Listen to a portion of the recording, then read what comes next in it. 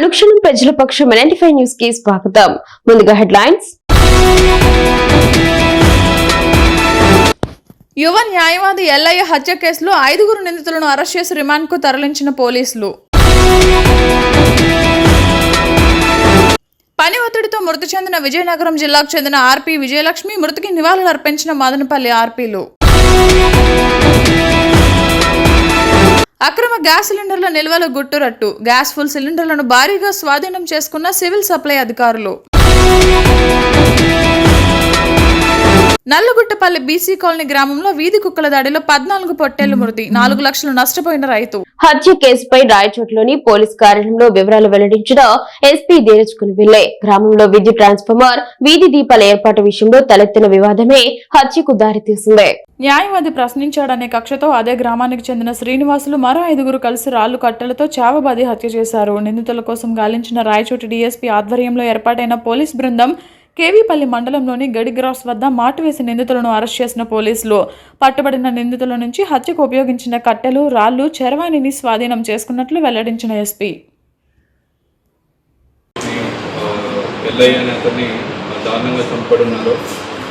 వారందరినీ కూడాను మనం 5 మందిని కూడాను అరెస్ట్ చేయడం జరిగింది. ఈరోజు ఈ ఇన్సిడెంట్కి ముందు వీళ్ళకి మధ్య చిన్న ఘర్షణ ఉండేవి ముద్దాలకి మరియు డిసీజ్డ్ పర్సన్కి. అది ఆ ముందు రోజు ఏదైతే వాళ్ళు transformer shifting, street light shifting, deceased person ఏతోని డీతో మాట్లాడుకొని షిఫ్ట్ చేస్తారు. మళ్ళీ మా ప్రజలు అక్కడ వద్దంటే మళ్ళీ బ్యాక్ సేమ్ ప్లేస్లో పెట్టి ఉంచుతారు. అది ఆ రోజు నైట్ టైం వీళ్ళు డిసీజ్కి అక్యూజ్కి మధ్య చిన్న మనస్పర్ధలు ఏర్పడి ఒకరికొకరు మాట అనుకునే సమయంలో డిసీజ్ని మరియు వాళ్ళ పేరెంట్స్ని కూడాను అక్యూజ్డ్ మొత్తం 6 మంది ఇంటి బయటికి లాగి మరియు అక్యూజ్ని దారుణంగా కొట్టడం జరిగింది. ఫస్ట్ రాడ్తోని, తర్వాత రాయితోని కొట్టడం జరిగింది. దీనిలోని కొన్ని ఇంపార్టెంట్ ఎవిడెన్స్ అన్నీ కూడాను మనము సీజ్ చేయడం జరిగింది. బ్లడ్ మార్క్స్ ఇవన్నీ కూడా ఫోరెన్సిక్కి పంపిస్తున్నాము. అండ్ మొబైల్ ఫోన్ కూడా సీజ్ చేసాము. దానిలో ఏదైనా క్రూషియల్ ఎవిడెన్స్ ఏదైనా ఉంటే 100% ఫోరెన్సిక్కి పంపించి అది యాజ్ పర్ టెక్నికల్గా అనలైజ్ చేసి ఇందులోని టెక్నికల్ ఎవిడెన్స్ అంతా పెట్టి వీళ్ళందరికీ కూడా ఖచ్చితంగా కన్విక్షన్ వచ్చే విధంగా పోలీసు వారందరూ కూడాను ప్రయత్నిస్తారు. అండ్ దీనిలో ఇన్స్పెక్టర్ కలకడ ఈ కేసుని ఇన్వెస్టిగేట్ చేస్తారు. అండ్ డిఎస్పీ గారు చాలా క్షుణ్ణంగా ఈచ్ అండ్ ఎవ్రీ డే ఈ కేసుని మానిటర్ చేసి 100% డిసీజ్కి జస్టిస్ జరిగే విధంగా. విజయనగరం జిల్లాకు చెందిన ఆర్పీ విజయలక్ష్మి 2 రోజుల క్రితం పని ఒత్తిడికి గుండెపోటు రావడంతో మృతి చెందింది. ఆమె మృతికి మదనపల్లి మెప్మా కార్యాలయంలో ఆర్పీలు 2 నిమిషాలు మౌనం పాటిస్తూ నివాళులర్పించారు. ఈ సందర్భంగా మెప్మా యూనియన్ నాయకులు మాట్లాడుతూ మెప్మా డిపార్ట్మెంట్లో ఆర్పీలకు తక్కువ జీతంతో పనిచేస్తున్నారని, డిపార్ట్మెంట్ నుంచి పని ఒత్తిడి పెరిగిందని, యాప్లు అప్లోడ్ అంటూ పెద్ద ఎత్తున పనిభారం పెంచారని, ఆర్పీలకు కేవలం 8,000 మాత్రమే జీతాలు ఇస్తూ సాఫ్ట్వేర్ ఇంజనీర్ల కంటే ఎక్కువ పనిచేయాల్సి వస్తుందని, పెద్దలు ముఖ్యమంత్రి చంద్రబాబు నాయుడు స్పందించి మాకు 26,000 రూపాయల జీతాలు ఇవ్వాలని డిమాండ్ చేశారు. పని ఒత్తిడి తగ్గించి తమ న్యాయమైన కోరికలను తీర్చాలని మదనపల్లె సీఎంఎం మధుసూదన్ రెడ్డికి మెమోరాండం అందజేశారు. ఈ కార్యక్రమంలో యూనియన్ లీడర్లు ఉషారాణి, పుష్పలత, జ్యోతి, శంషాద్ బేగం, ఫాతిమా, యశోద ఆర్పీలు పాల్గొన్నారు. మదనపల్లి మున్సిపాలిటీ మెప్మా ఆఫీస్ నుంచి ఆర్పీలు యూనియన్ అధ్యక్షురాలు మాట్లాడుతున్నాను. నా పేరు ఉషారాణికే. విజయనగరం జిల్లాలో జయలక్ష్మి అనే ఆర్పీ నిన్న గుండెపోటుతో మరణించిన విషయం అందరికీ తెలిసిందే. ఆమె చనిపోయిన కనీసం హెల్త్ ఇన్సూరెన్స్ కూడా లేక ఆమె మరణం తర్వాత ఆర్థిక పరంగా ఏ విధంగానూ సహాయం లేకపోవడం మాకు చాలా బాధాకరం. మేము ఇన్ని సంవత్సరాల నుంచి వర్క్ చేస్తున్నాం. ప్రభుత్వ పథకాలు ప్రజల్లోకి తీసుకెళ్తున్నాం. చాలా వర్కులు ఏవిచ్చినా చేస్తున్నాం. మేము గవర్నమెంట్ మన గౌరవ ముఖ్యమంత్రి చంద్రబాబు నాయుడు గారిని అర్పిస్తున్నాం. మా పనికి తగ్గ వేతనం ఇవ్వాలని మా ఆర్పీల తరఫున అందరి తరఫున వేడుకుంటున్నాము. 4 నెలల జీతాలు బకాయిలు ఉన్నాయి. మా వేతనాలు మాకు ఇవ్వవలసిందిగా కోరుచున్నాం.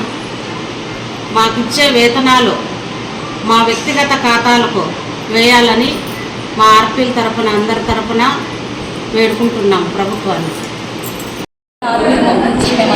సమావేశం అవడానికి కారణం ఏంటంటే మన విజయనగరంలో ఆర్పి జయలక్ష్మి గారి మృతికి సంతాప సభకి నిమిషాలు మౌనం పాటించాము. అలాగే చాలా బాధాకరమైన విషయం కోటి ఆర్పికి అలా జరగడము. దానికి మేమంతా చింతిస్తున్నాము. అలాగే ప్రభుత్వం వారు మా తగ్గ వేతనాన్ని గుర్తించి ప్రభుత్వానికి ప్రజలకు బాధ్యతగా ఉన్న మా మెప్ప ఆర్పీని పనిని ప్రతి ఒక్కరు గుర్తించి మాకు తగిన జీతాన్ని పెంపొందించాలనేసి, ఉద్యోగ భద్రత కల్పించాలనేసి, ఇన్సూరెన్స్ ప్రైవేట్ చేయాలనేసి ప్రభుత్వం వారికి మా మద్దతు తరఫున కోరుకుంటున్నాం. Thank you. నిమిషాలు మౌనం పాటించాం. ఎందుకంటే ఈరోజు ప్రతి ఒక్కరూ ప్రభుత్వం ఇచ్చిన ఏ పనైనా కానివ్వండి సక్రమంగా మా మున్సిపాలిటీ తరఫు ఏదైతే ఇస్తారు ప్రతి ఒక్కటి కంప్లీట్ చేస్తున్నాం. అదేవిధంగా ఈరోజు మా ప్రతి ఒక్కరూ ఏదైతే బాధపడుతున్నామో అంటే ఆ కుటుంబాలు ఆ మెంబరు చనిపోవడం వల్ల ఆ ఫ్యామిలీకి ఏ విధమైన భద్రత లేకపోవడం అనేది చాలా బాధాకరం. అంతేకాదు గతంలో మహిళా సంఘాలు పెట్టింది కూడా ఈరోజు ఏదైతే ప్రభుత్వం ఉందో చంద్రబాబు నాయుడు గారే ప్రతి ఒక్క మహిళ కూడా ఆర్థికంగా ముందు ఎదగాలనే ఉద్దేశంతో సంఘాలు ఏర్పాటు చేసి మా మహిళలకు ఉద్యోగ భద్రత కల్పించాలని ఆశిస్తున్నాం. అదేవిధంగా సంఘాలు ఏర్పాటు చేసుకుంటూ ఆ కుటుంబాన్ని జీవనోపాధి పెంపొందించాలని ఈరోజు ఏదైతే ప్రభుత్వం చెప్తుందో ఒక కుటుంబం ఒక ఫ్యామిలీ ఎంటర్‌ప్రెన్యూర్ అనేసి ఆ విధంగా అదే కాకుండా ఈరోజు ప్రతి ఒక్క మహిళ కూడా ముందుకు వెళ్తుంది అంటే ఒక మహిళా శక్తి అనేది ఏది కలిసికట్టుగా ముందుకు వెళ్తుందో దాన్ని బట్టి ప్రభుత్వం కూడా ప్రతి ఒక్కరికి కూడా న్యాయం చేయాలి. ఆ రోజు సంఘాలు పెట్టిన ప్రభుత్వమే ఈరోజు ప్రతి ఒక్కరికి కూడాను 10,000 రూపాయలు వేతనం అని చెప్తూ ఉంది. 10,000 రూపాయలు కాకుండా కనీసం ఈరోజు 25,000 రూపాయలు ఆ కుటుంబంకి ఆర్పీకి ఇవ్వాలనేసి కోరుకుంటున్నాం. ఈ విషయాన్ని ప్రతి ఒక్కరు కూడాను ప్రభుత్వం ఎవరైతే మాకు అధికారులు ఉన్నారో వాళ్ళందరూ కూడా స్పందించి మాకు అందరికీ న్యాయం. బీసీ సంక్షేమ శాఖ మంత్రి, చేనేత జౌళి శాఖ మంత్రి సవితమ్మ వినతిపత్రం సమర్పించిన ఆంధ్రప్రదేశ్ బీసీ సంక్షేమ సంఘం చేనేత రాష్ట్ర అధ్యక్షులు బోర్సు వీరభాస్కర్. ఈ సందర్భంగా ఆంధ్రప్రదేశ్ బీసీ సంక్షేమ సంఘం చేనేత రాష్ట్ర అధ్యక్షులు బోర్సు వీరభాస్కర్ మాట్లాడారు. నేడు విజయవాడ క్యాంపు కార్యాలయం నందు బీసీ సంక్షేమ శాఖ చేనేత జౌళి శాఖ మంత్రివర్యులు సవితమ్మకు ఉత్తరాంధ్ర చేనేతల సమస్యలపై ముఖ్యంగా అనకాపల్లి జిల్లా చేనేత సహకార సంఘాల సమస్యలు, గతంలో కార్పొరేట్స్ ట్రైనింగ్ ప్రోగ్రామ్స్ పై చర్చలు జరపడం జరిగింది. చేనేత సంఘాలలో నేత వస్త్రాలు నిల్వల గురించి రాష్ట్ర వ్యాప్తంగా పట్టు రాయితీ పాస్ పుస్తకాలు నెలకు 3,000 చొప్పున అమలు చేయాలి. అదేవిధంగా చేనేత కార్మికులను జీవనోపాధి కల్పించాలి. చేనేత గుర్తింపు కార్డులు లేని వారికి అమలు చేయాలి. బీసీ మహిళలు టైలర్స్ అభివృద్ధి విషయంపై వివరాలు అడిగి తెలుసుకున్నారు. పలు విషయాలు వారి దృష్టికి తీసుకుని వెళ్లడం జరిగింది. వినతి పత్రం ఇవ్వడం జరిగింది.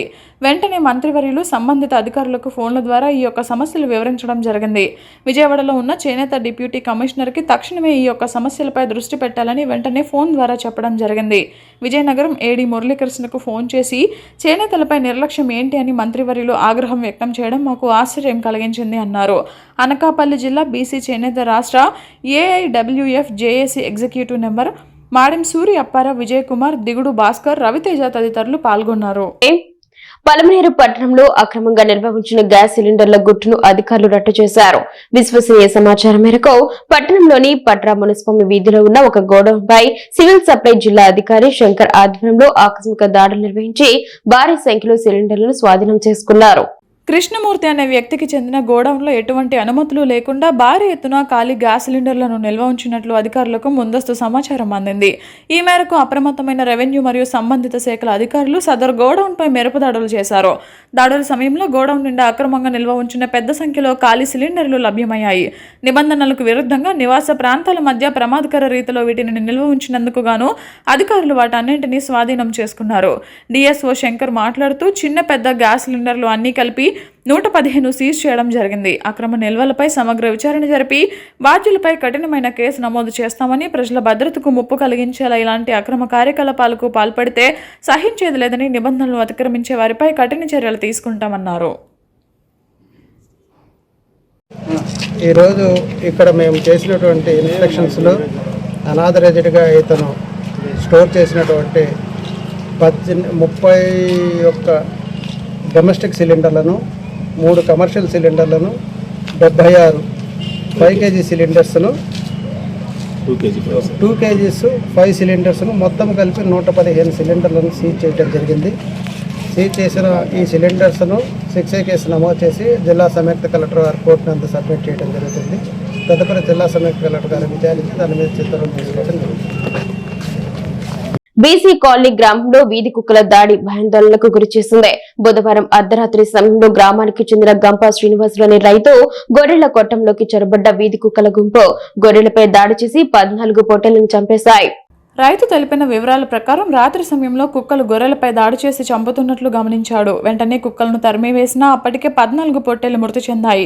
ఈ ఘటనతో రైతుకు తీవ్ర ఆర్థిక నష్టం వాటిల్లింది.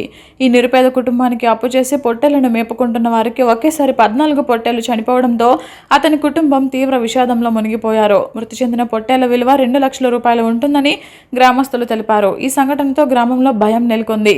వీధి కుక్కల సంచారం పెరుగుతుండటంపై గ్రామస్తులు ఆందోళన వ్యక్తం చేస్తూ వెంటనే కుక్కల నియంత్రణ చర్యలు చేపట్టాలని అధికారులను కోరుతున్నారు. అలాగే నష్టపోయిన రైతుకు ప్రభుత్వం తగిన పరిహారం అందించాలని రైతు కుటుంబం లబోదిబోమంటున్నారు. పాకాల మండలం ప్రభుత్వ డిగ్రీ కళాశాలలో స్కిల్ డెవలప్మెంట్ కార్పొరేషన్ ఆధ్వర్యంలో మెగా జాబ్ మేళా ఘనంగా నిర్వహించారు. ఎమ్మెల్యే పులివర్తి నాని జ్యోతి ప్రజ్వలన చేసి కార్యక్రమాన్ని ప్రారంభించారు. ఈ సందర్భంగా ఎమ్మెల్యే మాట్లాడుతూ యువతకు ఉపాధి అవకాశాలు కల్పించడం తమ ప్రధాన లక్ష్యమని తెలిపారు. త్వరలో చంద్రగిరి ప్రాంతానికి ఐటీ కంపెనీలను తీసుకురావడానికి చర్యలు తీసుకుంటున్నామని చెప్పారు. యువగలంలో ఇచ్చిన హామీలను కార్యరూపంలోకి తీసుకొస్తున్నామని పేర్కొన్నారు. జాబ్ మేళాకు Amararaja, green tech, Apollo, Dixon, blue star, గోమెట్, Muthoot finance, wheels India, Chaturya, scale and తదితర ప్రముఖ సంస్థలు హాజరయ్యాయి. పెద్ద సంఖ్యలో యువత పాల్గొని ఉద్యోగాల కోసం ఇంటర్వ్యూలకు హాజరయ్యారు. ఉద్యోగం చిన్నదైనా పెద్దదైనా ఆత్మస్థైర్యంతో పనిచేయాలని, ఎంపికైన యువత నిబద్ధతతో పనిచేయాలని పిలుపునిచ్చారు. తల్లిదండ్రుల కష్టాలను తగ్గించేందుకు ప్రతి ఒక్కరూ కృషి చేయాలని సూచించారు. అవకాశాలు రాకపోయినా వారు నిరుత్సాహపడవద్దని, త్వరలో మరిన్ని కంపెనీలను తీసుకువచ్చి అవకాశాలు కల్పిస్తామని హామీ ఇచ్చారు. జాబ్ మేళాకు వచ్చిన యువతకు తాగునీరు, భోజన వసతి ఏర్పాటు చేశారు. కార్యక్రమం ముగింపులో అర్హత సాధించిన అభ్యర్థులకు సర్టిఫికెట్లు అందజేశారు. ఈ కార్యక్రమంలో special officer Sushila Devi, skill development అధికారులు, వివిధ సంస్థల ప్రతినిధులు పాల్గొన్నారు. ప్రతి చోట యుద్ధం జరుగుతాం. దానిలో భాగంగా జనవరి 3వ తారీఖు మన చంద్రగిరి మండలంలో 4 జరిగింది. దాంట్లో 3,500 మంది వస్తే దాంట్లో 1,590 మందికి ఆ రోజు ఇచ్చాం. దాంట్లో ఈ రోజుకి 680 మంది యువకులు ఉద్యోగాలు తీసుకుని కంటిన్యూ అవుతున్నారు. దీనికి సంబంధించినటువంటి ఆ రోజు రఘునాథన్ గారు కానీ ఆ ప్రతినిధులకు కూడా మరొకసారి మీ ద్వారా కూడా ధన్యవాదాలు తెలియజేసుకుంటున్నాను. మీకు తెలుసు గతంలో 2019 నుంచి 24 వరకు మనకి ఏ విధంగా ఉద్యోగాలు లేకుండా ఏ విధంగా మన రాష్ట్రం ముందుకు వెనక్కి వెళ్ళిందో మీకు తెలుసు. దాని అన్నింటినీ అధిగమించి ఈరోజు అప్పుల రాష్ట్రాల నుంచి ప్రతీకరంగా ముందుకెళ్తూ ఇక్కడికి వచ్చి 2014 నుంచి 19కి మనం చాలా మంది సాఫ్ట్వేర్ కంపెనీలు ఉండొచ్చు, వివిధ రంగానికి సంబంధించిన పారిశ్రామిక రంగానికి సంబంధించిన కంపెనీలు అన్ని కూడా వస్తే వాటన్నిటిని కూడా 2019 నుంచి 24 కూడా పంపించడం ఆ రోజున వైసీపీ పార్టీ నాయకులు చేసింది. నాకు ఈరోజు గుర్తు జనవరి 25వ తేదీ లేదా 28వ తేదీ ఆ రోజు ఐటీ శాఖ మంత్రి నారా లోకేష్ బాబు గారు రేణుగుంట, ఏప్రిల్ మధ్యలో ఒకే రోజు 28 కంపెనీలకి ఫౌండేషన్ వేశారు. ఫౌండేషన్ వేసి వర్క్ స్టార్ట్ చేయడం జరుగుతుంది. ఎప్పుడైతే 2024 19లో ప్రభుత్వం వైసీపీ వచ్చిన నెక్స్ట్ డేనే ఎవరైతే ఫౌండేషన్ వేశారో, ఎవరైతే వాళ్ళకి ఇచ్చారో ల్యాండ్స్ అలాట్మెంట్ అంతా వాటన్నిటిని ఒకే జీవోకి క్యాన్సిల్ చేశారు. అంటే మహిళా స్త్రీమూర్తులను పూజించే భారతదేశంలో రాధాకృష్ణ లాంటి వ్యక్తులు మహిళలను కించపరిచే విధంగా మాట్లాడడం దురదృష్టకరమని మదనపల్లె వైఎస్ఆర్సీపీ సమన్వయకర్త నిసార్ అహ్మద్ ఆవేదన వ్యక్తం చేశారు. మాజీ ముఖ్యమంత్రి జగన్మోహన్ రెడ్డి ప్రతిపాదించిన మావిగన్ పైన విషం చిమ్ముతూ ఆంధ్రజ్యోతి ఎండీ రాధాకృష్ణ చేసిన వ్యాఖ్యలపై గురువారం మదనపల్లి 2 టౌన్ పోలీసులకు నిసార్ అహ్మద్ ఆధ్వర్యంలో వైఎస్ఆర్సీపీ నాయకులు ఫిర్యాదు చేయడం జరిగింది. ఈ సందర్భంగా నిసార్ అహ్మద్ మాట్లాడుతూ వైఎస్ఆర్సీపీ అధిష్టానం ఆదేశాల మేరకు మదనపల్లి 2 టౌన్ పోలీసులకు ఆంధ్రజ్యోతి ఎండీ రాధాకృష్ణ పైన చర్యలు కోరుతూ ఫిర్యాదు చేయడం జరిగిందని తెలిపారు. భారతదేశం పవిత్రమైన నేల, ఆడవారిని పూజించే సంస్కారం ఉందని, రాధాకృష్ణ లాంటి దుష్టశక్తులు ఆడవారిని కించపరిచే విధంగా మాట్లాడడం శోచనీయమన్నారు. మీ పేరులోని రాధా అనే స్త్రీమూర్తి పేరు ఉంది, మీరే ఈ విధంగా కించపరిచే విధంగా మాట్లాడడం సిగ్గుచేటని విమర్శలు గుప్పించారు. టీటీడీ చైర్మన్ బీఆర్ నాయుడు చూస్తే అలా, ఈయన ఇలా వీరికి సీఎం చంద్రబాబు నాయుడు వెనక్కి వేసుకుని రావడం దురదృష్టకరమని ఆరోపించారు. కూటమి ప్రభుత్వం వచ్చిన తర్వాత మహిళలకు భద్రత లేకుండా పోయిందని ఆవేదన వ్యక్తం చేశారు. జర్నలిజం ముసుగులో ఆంధ్రజ్యోతి ఎండి రాధాకృష్ణ మహిళలను కించపరిచే విధంగా రాతలు రాయడం, వ్యాఖ్యలు చేయడం, దానికి చంద్రబాబు నాయుడు మద్దతునివ్వడం సరైన పద్ధతి కాదన్నారు.